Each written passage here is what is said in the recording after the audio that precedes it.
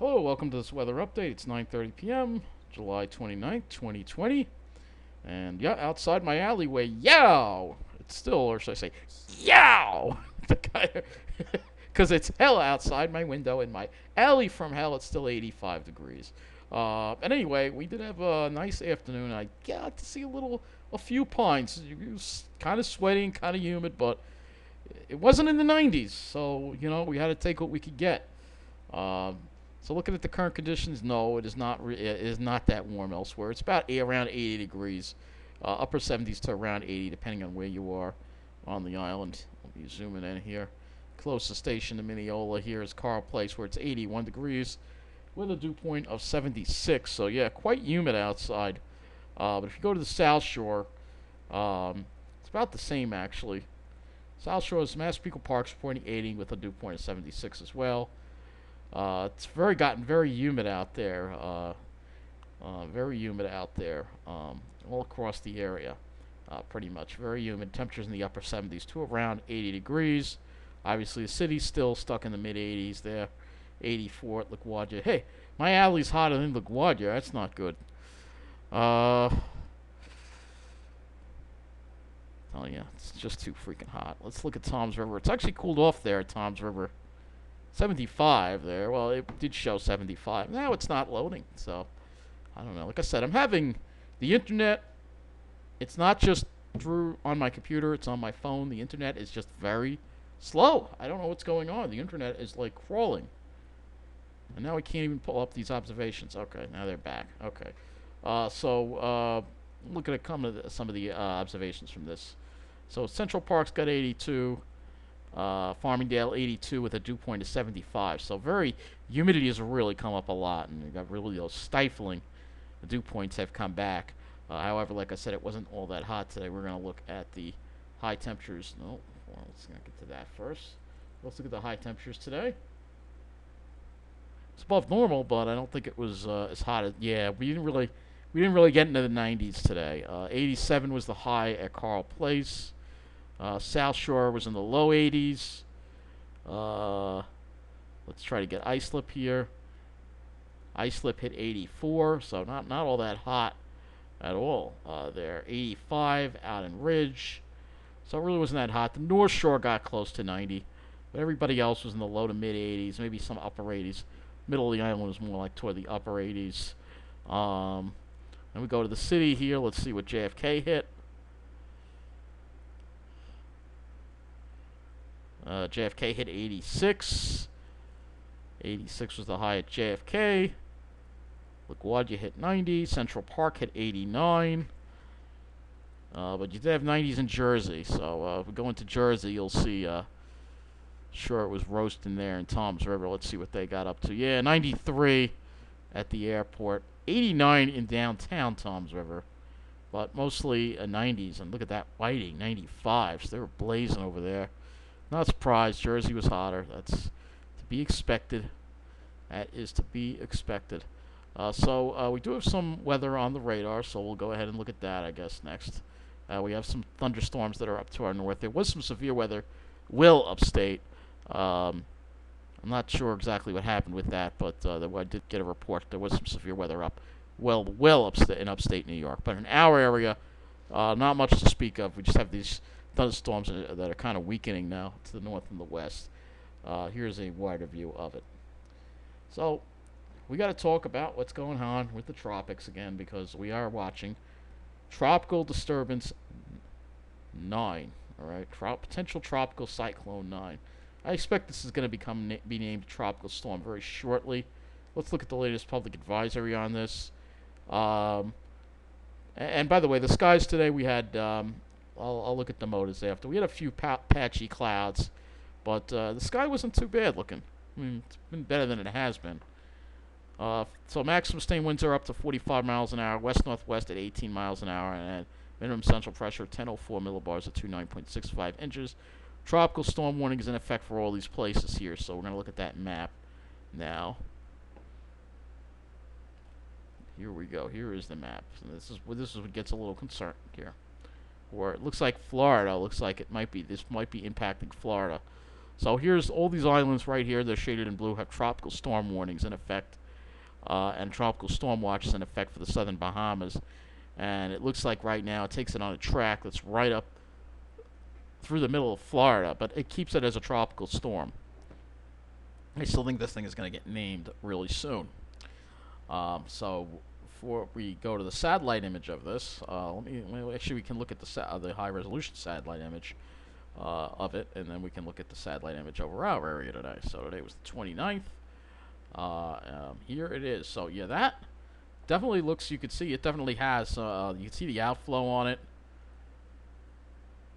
So you can definitely see the outflow on it. So you can definitely see that this is definitely going to be a tropical storm. I mean, you can see there's some more weak waves coming off the African coast that'll have to be watched. And then you have this setup. You can kind of see the setup already where they're going to kind of track in the direction of the east coast, anywhere from Florida to New York. But right now, Hurricane Center seems to think Florida would be the area impacted. So this is what our skies look like today. Not really a whole lot of clouds around. There are a few cumulus clouds, but other than that, not really a whole lot of clouds. Just kind of a this is what it looked like, I guess, around the middle of the day here. Where there's a few cumulus clouds, and you can see it looks like there were some strong thunderstorms in this area here, off the Montauk Point here. But other than that, that's what the satellite looks like. Now we're going to go to tropical tidbits, and we're going to look at the other satellite image. So we get current. So this is Isaias. I know I'm probably not pronouncing it right, but that's the way I'm going to pronounce it. So this is what it looks like on the satellite right here. So you see, that's why you looked at the other one, because this loop always takes a while to load. You can clearly see, though, it's just still kind of disorganized, and it's getting sheared quite a bit. Like I said, it's not even wanting to load completely, and I don't have the patience for it. But yeah, before we do that, let me just look at the plot here. So this is what the plots look like. So you can see they all kind of track it, and then we might get the remnants of it in our area, maybe, which we could use. We could use some rain. And that is the global hurricane models we look at. This is the intensity gardens. Most of the models keep it as a tropical storm. Some of them bring it up to a Cat.1. And you have to expect the unexpected with these things. So with that, let's go look at the models. And we're going to start with the upper air. So let's go look at that upper air here. Oh, you know what I wanted to do? I wanted to look at the water temperatures offshore, too. All right, let me do that, because they're probably pretty warm. And again, you have these really toasty water temperatures. They're not supposed to be this warm. So let me look at the marine observations here.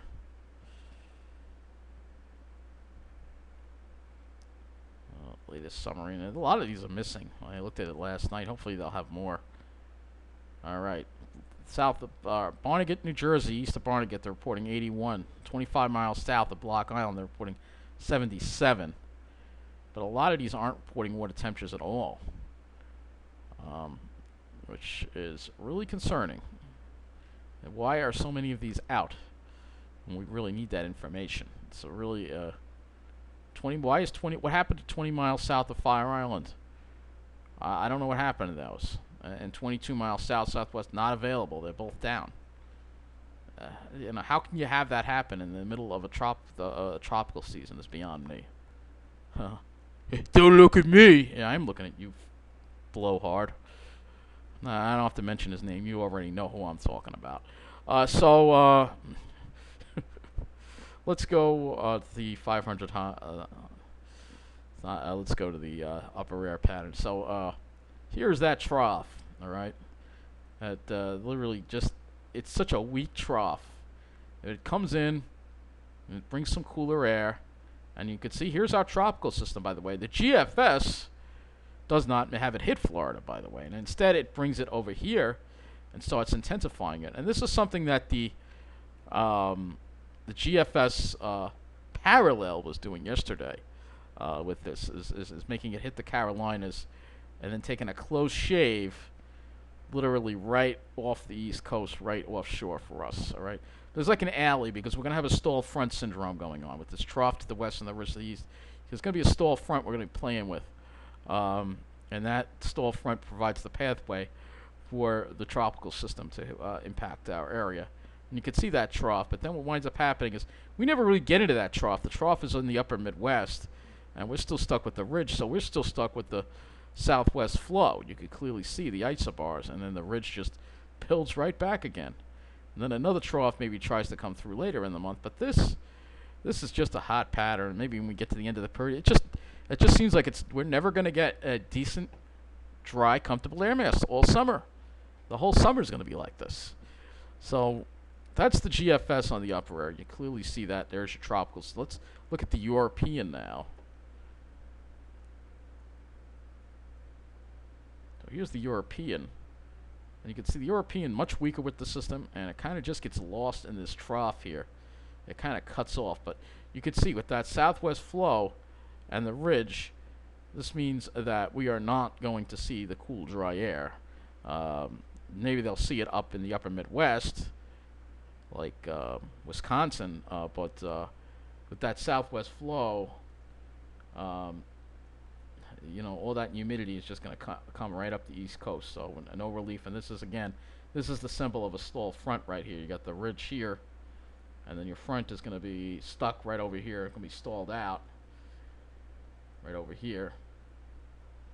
Going to be having your stall front right here. It's just going to be stuck there. So that's the problem with this pattern that we're in. This trough isn't setting up in the right spot to bring nice weather, and it's putting us at risk for whatever that tropical system becomes. All right. So let's go back to GFS. We're going to look at the surface now. See what this looks like at the surface here. Okay, this is the 18Z run, by the way. Okay, so here's your tropical system, all right? The GFS, because it doesn't it only has it over small islands, and it gets into this spot, and then it starts deepening rapidly once it moves north of the Bahamas. And you can see there's that blocking ridge and that pathway up or just offshore of the East Coast right there. And this becomes pretty deep, too. GFS deepens this pretty well. Remember, the GFS has been doing fairly decently. You can see the stall front right there. All right, because we don't have a jet stream to help move things along. And that front just lingers even after it passes. This front just doesn't go anywhere. And then that ridge just builds back. It's just a mess. It's just a mess. So let's go a little closer now on this. Let's go to the southeast U.S. All right, because this thing has it pretty wrapped up, the GFS. Let's look at the winds. It looks like it has it as a very compact storm. But let's look at the winds here. Because this could become a Category 1 hurricane. Yeah, that would definitely be a Category 1 hurricane. And that comes awfully close to us. And this is something that the GFS Para was doing. So let me just move this up to the northeast here so you can get an idea of how close this thing comes to us. And this would be next Tuesday. So it comes very close. You can see it's kind of a compact storm. But this really is definitely a disturbing scenario because it comes so close, and all it would need was a stronger ridge to push it a little more westward, and then wind up going up the middle of the island. Very much like, this is something that Joe Rayo has been talking about. The storm reminds him a lot of Bell, which was I was just a kid when that hit. So let's look at the GFS Para. Oh, this is really scary. Okay, here's the GFS Para. Look at that. So this is the parallel GFS run for Monday, August 3rd, and every bit of a good, healthy Category 1 hurricane going right up, right hitting Long Island. This is definitely disturbing, to say the least. Of course, it's just the GFS, but still, it's disturbing. It's disturbing to see. Let's look at some of the other models here. That I don't think we have anything that goes out that far. We have the Canadian. Canadian doesn't even have it, so Canadian tracks it. I can see it tracks it much further inland. So if we pull this out, you will see tracks it much further inland. Come on, load. So yeah, this tracks it. This is the hurricane center track right over. But the GFS wants to. I'm telling you, that GFS scenario is definitely. This would just be getting remnants with this setup here. But that GFS is really. Well, let's look at the ICON model. ICON also. ICON takes it right along the Florida coast, but it keeps it offshore enough. And then it has it making another landfall somewhere around South Carolina, North Carolina, and then inland. But I'm telling you, this is something that we need to watch carefully. I'm going to go back to GFS here. All right. So let me move this back to the northeast here. And we'll talk about the next chances of precipitation we'll have in our area that is non-tropical related. All right, this is the 0Z. That's really disturbing. I know it's just a model, but that parallel GFS, every run it's been nailing us. Which is like a new parallel is like a newer version of the GFS that they're working on or something. So all right, yeah, let me change this to radar simulation so we can take a look and see what the stall front syndrome is. It puts us at risk. So it's not just because I hate it. It's because when we have stall front syndrome, it literally will sock us. It puts like tracks right over us for a tropical system to come. So this is the NAM. Develop some scattered showers and thunderstorms tomorrow. And it looks like, look at that. Looks like it's developing something Saturday right there. Look at that. I wouldn't be surprised with these warm water temperatures that could be another tropical system right there. And that's all we got out. It only goes out as far as Sunday. However, if we go and we change the view a little bit, let's just make this eastern United States so we can see how the NAM is positioning this tropical system. Oh, I see that. It has it going well to the south there. Wow. Look at that, though. It forms something along the stall frontal boundary that's off to our south there for the weekend. I'm telling you, this is going to be the worst tropical. You know, I mean, this is not. Look, this year is going to be horrible. You know, if you thought the virus, everybody's talking about the virus, Mother Nature is going to really sock it to us, I think. Conditions that we have with all these warm ocean temperatures, which is well above normal. So, go back to our area here. So, our next chance of precipitation, and we'll go look at the HRRR now. And maybe we'll have enough of the 0Z out. I think we do. Alright, so good.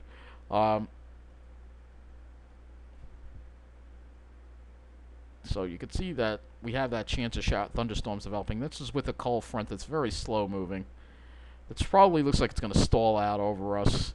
Here it is Friday, and now we're getting rain Friday morning because this front is just crawling. It's barely going to make it through. So let's look at the GFS. And there's the GFS, and you'll see also that rain that we're going to be dealing with probably through much of Friday. And then maybe we could push it to the south on Saturday. But then it comes right back at us. So I don't think this front is going to make it through at all. Let's look at the dew points. I guess it'll tell us how this front will even make it through. So here's tomorrow. Dew points come back up again.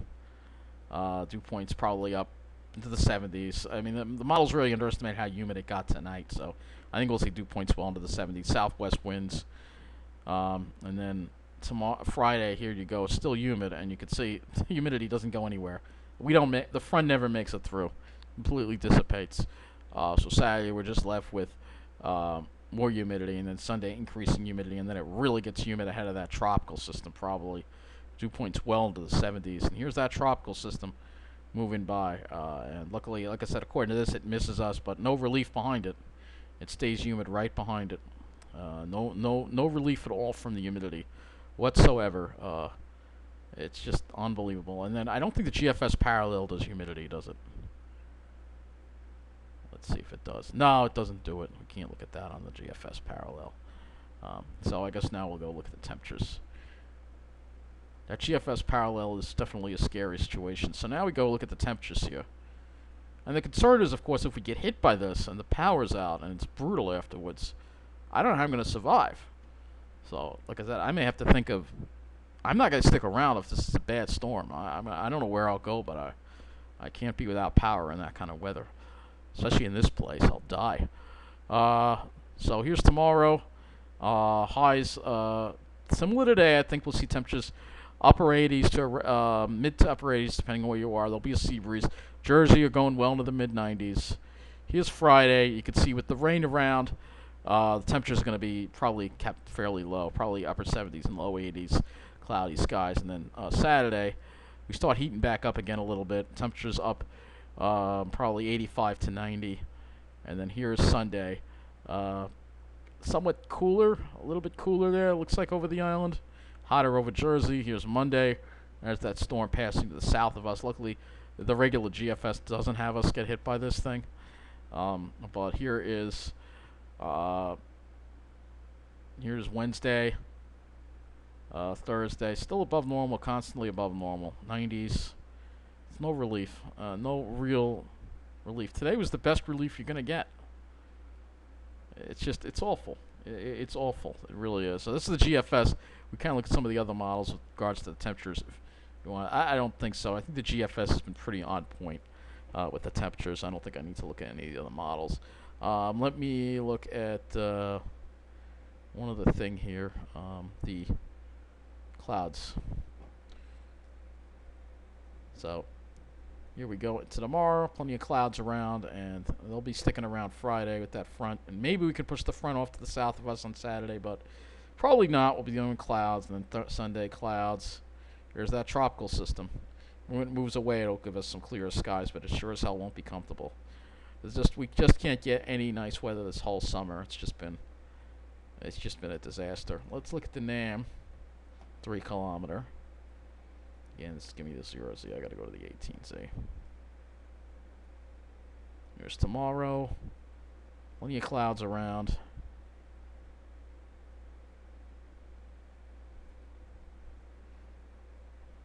Here's the NAM for Friday. Plenty of cloud. Looks like it does seem to push the front a little further to the south, the NAM. So you want this front to be, because it's all about where this front winds up. Is the further south this front gets, the more likely we can keep that tropical system away from us.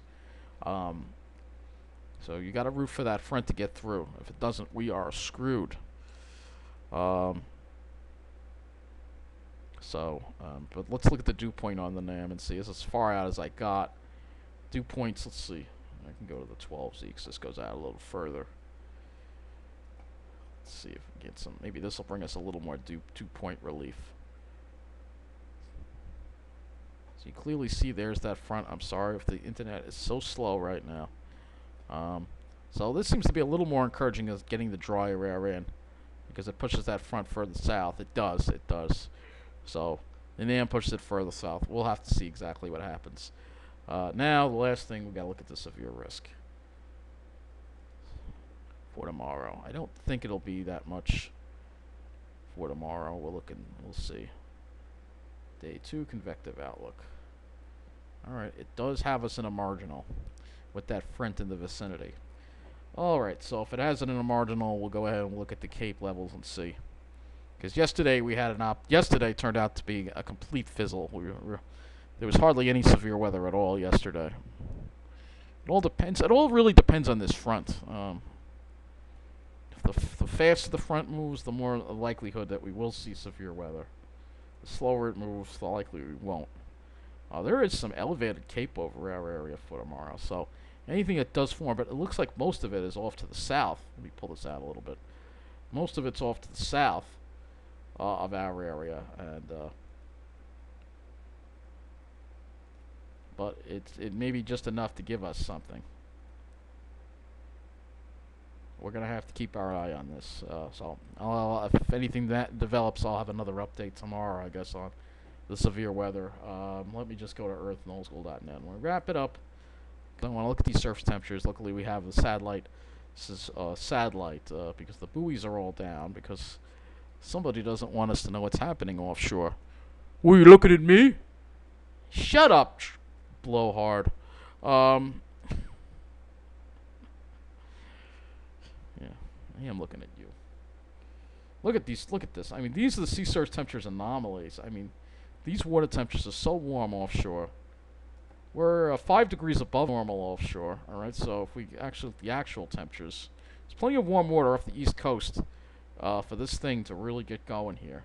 So 26.8 Celsius, 80-degree water temperatures offshore, south of Long Island, and it's not even August yet. This is very concerning. I've never seen it like this before. So I'll keep you posted on all this.